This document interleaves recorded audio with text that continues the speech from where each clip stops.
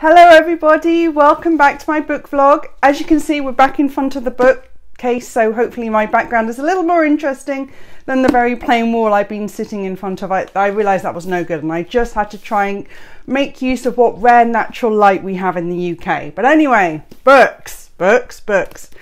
Today we're going to chat about Hag-Seed by Margaret Atwood. Now, I know Margaret Atwood is a very well-known name, famous for most notably The Handmaid's Tale, but really as a voice, as a writer of someone who's quite dark, quite subversive.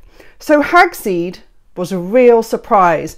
This was nominated for quite a few awards when it was published, I think a couple of years ago, and it's taken me that long to get around to it because it is so unusual. For Margaret anyway. Hag-Seed is based almost entirely around William Shakespeare's The Tempest. It is based around it literally and used as a metaphor, as a framework for the actual plot of this book. And more so than this book is a sort of almost a bittersweet, upbeat feel, much like Shakespeare's Tempest, which sort of has a sort of mixed feelings at the end.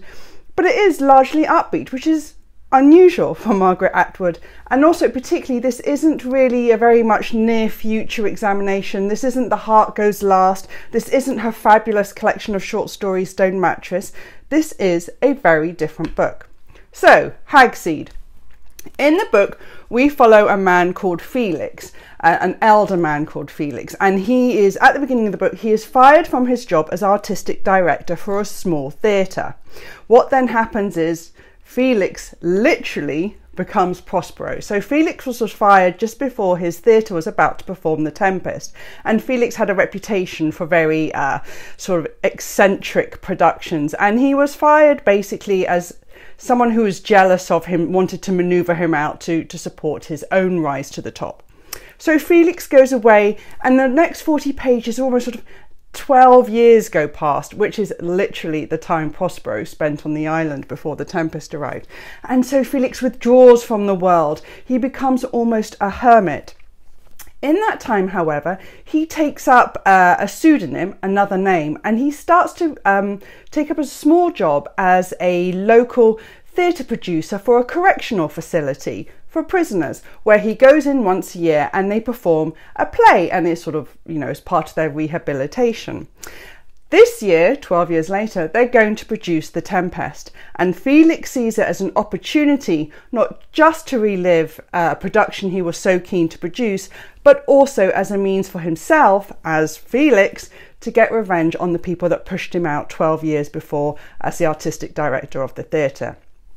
Now, in this book, Felix has his own Miranda. Miranda was a daughter who died in her early years when she was very young, and he is haunted by her presence, and he wants to feel her around him, but obviously she's not there, and Felix himself is not married, so he's very much alone.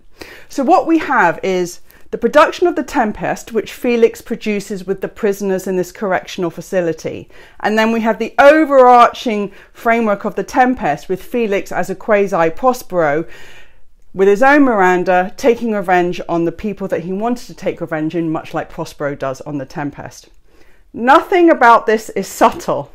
And at times I did feel like I was reading dramatised pass notes for The Tempest. You know, sort of when you're a kid in school and you just think, oh God, I'm not going to read The Tempest, I'll just read the course notes and they'll explain to me everything which each character's motivation is, and that's fine, and I won't have to understand it, and I won't have to get through the tricky Shakespearean language. This feels exactly like that. And at times you did feel like Margaret's intention to examine all the themes of The Tempest overcame her desire to invest in the characters.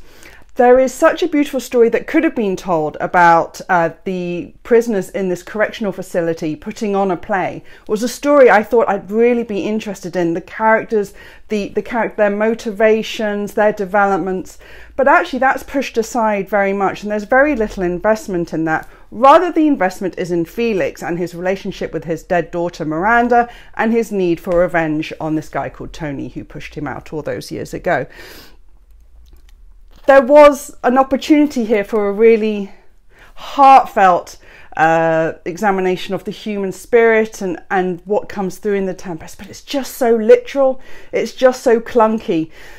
If you don't know The Tempest, you can read this book, but it's really because it is so invested in Shakespeare's characters and themes. And if you read The Tempest and you know The Tempest, you can just see it all over the place. It is a very short book, actually. But as the book progressed, because I decided to stick with it, it did get better. There is a sort of heartfelt, bittersweet, upbeat ending, like I said. So there is something of warmth in there. But this is not one of her best books, I have to be honest. And for someone who comes to Margaret Atwood to look for the dark, it is a surprising book.